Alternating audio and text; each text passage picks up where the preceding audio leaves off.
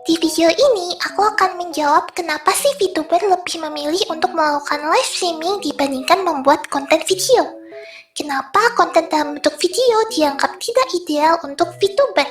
Apa saja sih kekurangan VOD dibandingkan dengan live streaming? Ini aku coba jawab dari sudut pandang objektif ya, dari aku yang kontennya lebih fokus pada konten video. Halo semuanya, Piacu di sini. Salam kenal. Sebelum menjawab itu semua, pertama-tama apa sih itu VOD?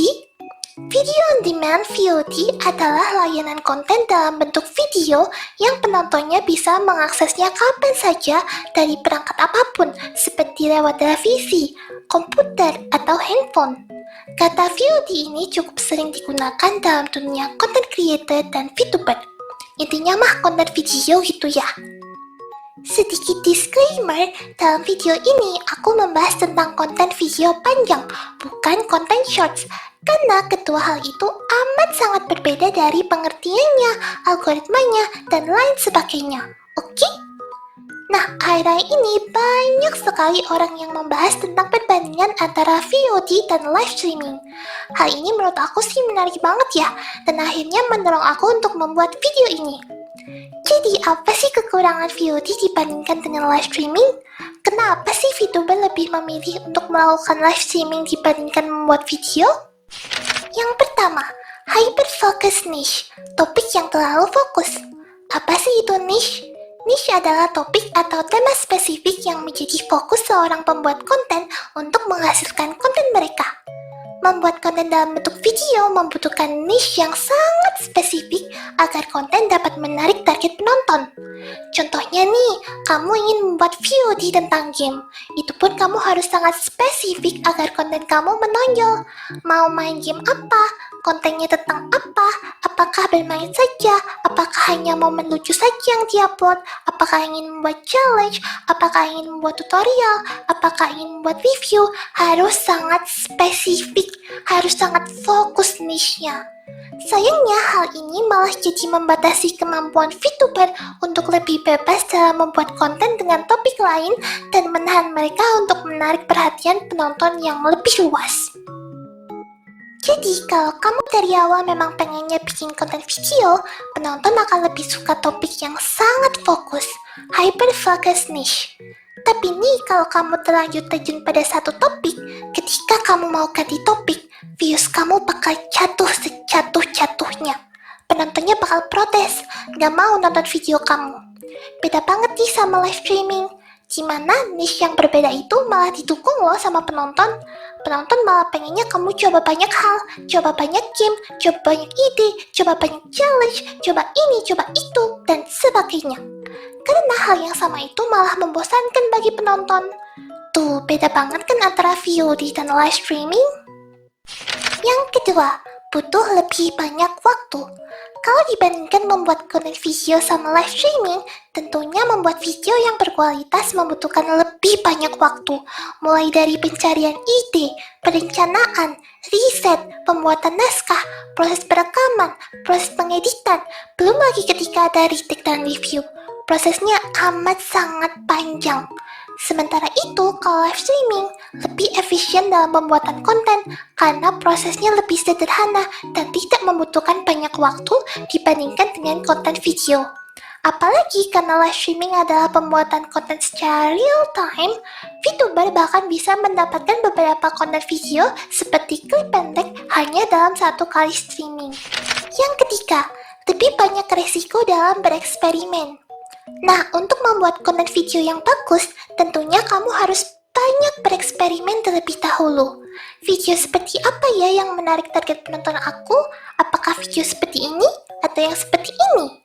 Sayangnya nih, karena pembuatan konten video itu membutuhkan banyak waktu dan banyak usaha dibandingkan dengan live streaming, dalam proses bereksperimen itu, banyak VTuber yang merasa kalau hasil yang diperoleh, views yang diperoleh tidak selalu sebanding dengan waktu dan usaha yang dikeluarkan. Nah, hal ini bisa memicu kelelahan dan perasaan jenuh, burnout. Aku capek bikin VOD. Akhirnya apa? Banyak yang berhenti dan memilih untuk streaming aja deh. Yang keempat, lebih susah untuk berkolaborasi. Pembuat konten video akan lebih susah dalam berkolaborasi karena pembuatan video membutuhkan waktu yang lebih lama dan harus menyesuaikan jadwal dengan pembuat konten lainnya. Selain itu, koordinasi antara kreator juga lebih rumit karena harus memastikan kualitas videonya seperti apa, sinkronisasi, dan pengeditan sesuai dengan kebutuhan.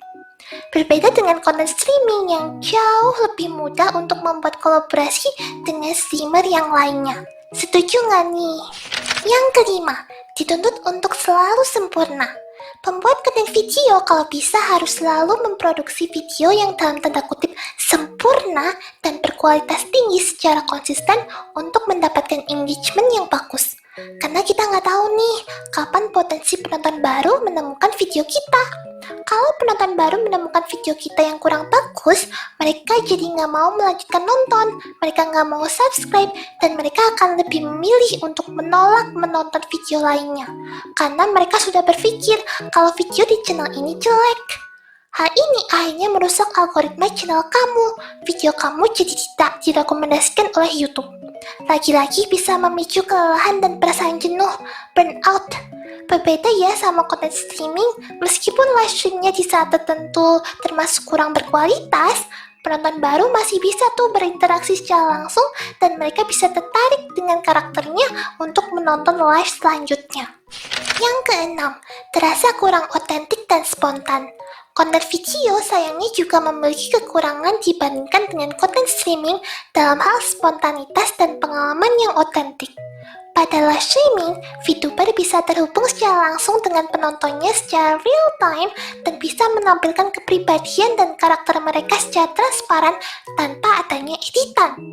Penonton bisa melihat reaksi dan respon mereka terhadap berbagai situasi yang akhirnya membuat mereka merasa lebih terhubung dengan VTuber tersebut. Kalau VOD kadang suka ada keraguan gitu ya. Oh, ini cuma baca naskah aja, kesannya monoton. Oh, ini direkayasa. Oh, ini diedit. Keraguan yang seperti itulah. Yang ketujuh, interaksi yang terbatas.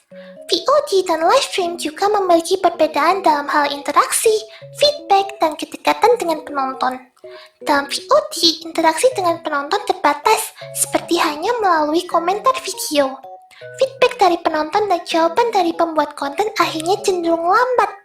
Sementara di live stream, interaksi dan feedback dapat terjadi secara real time. Mereka dapat menjawab pertanyaan, menanggapi komentar, dan bahkan bermain game dengan penontonnya secara langsung. Ini nih membantu menciptakan rasa kebersamaan dan hubungan antara VTuber dan penonton, serta membangun basis penggemar yang loyal melalui interaksi langsung. Akhirnya juga memungkinkan terciptanya rasa komunitas dan kedekatan yang lebih dengan target penonton karena mereka merasa kalau mereka adalah bagian dari proses pembuatan konten. Yang kedelapan, tidak adanya sense of urgency. VOD memiliki kekurangan dibandingkan live streaming dalam hal tidak adanya sense of urgency dan fear of missing out. Dalam VOD, penonton tidak merasa terlambat. Penonton tidak merasa terburu-buru untuk menonton dan terlibat dengan konten karena video dapat diakses kapan saja yang mereka mau. Live streaming di sisi lain dapat membangkitkan rasa urgensi di antara penonton karena hanya tersedia secara real time, yang akhirnya mendorong penonton untuk menyimak dan terlibat dengan konten secara aktif. Yang kesembilan, lebih bergantung pada AdSense. Tahu nggak sih kamu kalau sebenarnya sumber pendapatan utama konten video lebih bergantung pada AdSense dan sumber pendapatan utama live streaming lebih bergantung pada donasi? Hal ini bisa dibuktikan dari banyaknya halaman donasi yang lebih sering kebanjiran donasi ketika ada VTuber yang sedang live streaming dibandingkan ketika membuat konten video saja. Kalau lewat donasi live streaming, orang bisa berinteraksi secara langsung dengan VTuber, seperti dengan adanya notifikasi, respon dari pembacaan donasi, atau bahkan donasi yang interaktif. Nah, sedangkan kalau konten video, memang sih ada orang yang donasi untuk mendukung konten creator yang mereka suka. Hanya saja kurang adanya hal menarik, seperti ketika berdonasi melalui live streaming. penonton jadi kurang termotivasi untuk memberikan donasi mereka kepada pembuat konten video. Sayang banget ya. Hal ini membuat banyak VTuber lebih memilih untuk memulai channelnya dengan membuat konten live streaming terlebih dahulu dibandingkan melalui konten video. Apalagi pengajuan AdSense yang terbilang susah dan penghasilan dari AdSense yang termasuk sangat sedikit untuk target penonton orang Indonesia membuat niat mereka untuk live streaming dibandingkan membuat konten video semakin kuat. Bayangkan, VTuber yang baru membuat channel bisa langsung live streaming dan segera menghasilkan uang melalui donasi. Sedangkan VTuber yang baru membuat channel membuat konten video tidak bisa segera menghasilkan uang melalui AdSense karena adanya pengajuan AdSense yang berat. Jelaskan apa yang lebih VTuber pilih dalam membuat konten melalui apa? Konten video atau live streaming? Tapi perlu diperhatikan ya, tidak semua VTuber menjadi VTuber karena ingin menghasilkan uang. Tidak semua. Yang ke-10, bisa menjadi korban copyright. Dibandingkan dengan live streaming, VOD memiliki kekurangan dalam hal besarnya kemungkinan menjadi korban klaim hak cipta yang dapat mempengaruhi pendapatan dari AdSense. Sistem hak cipta YouTube yang kadang tidak terduga juga menyulitkan pembuat konten untuk menghindari klaim hak cipta. Nah, berbeda dengan VOD, konten live streaming merasa nggak apa-apa deh, nggak begitu masalah ketika mendapatkan masalah hak cipta karena sumber pendapatan utama mereka didapatkan dari donasi, bukan dari AdSense. Makanya ada juga VTuber yang tenang-tenang saja ketika streamnya mendapatkan copyright akibat dari live stream media share karena pendapatannya dari donasi sudah lebih dari cukup daripada pendapatan kecil banget dari AdSense. Ya ampun, kok banyak banget sih ya? Kalian paham atau nggak paham nih sama penjelasan aku? Atau malah ngantuk? Aku kasih rangkuman sebentar ya. 1 detik, 2 detik, 3 detik. Dari semua penjelasan itu, sudah jelaskan alasan kenapa konten dalam bentuk video dianggap tidak ideal untuk VTuber. Jadi, banyak banget VTuber yang lebih memilih untuk melakukan live streaming dibandingkan membuat konten video. Tapi tenang saudara-saudara sekalian. Di tengah banyaknya VTuber dengan fokus konten live streaming, banyak juga kok yang masih setia untuk bikin konten video. Contohnya aku, Piacu. Karena kita sudah tahu apa saja kekurangan VOD dibandingkan dengan live streaming, buat kalian nih yang mau tahu apa saja kelebihan VOD, komen di bawah ya. Mungkin akan aku buatkan videonya juga. Piacu di sini, selamat berdiskusi. See you.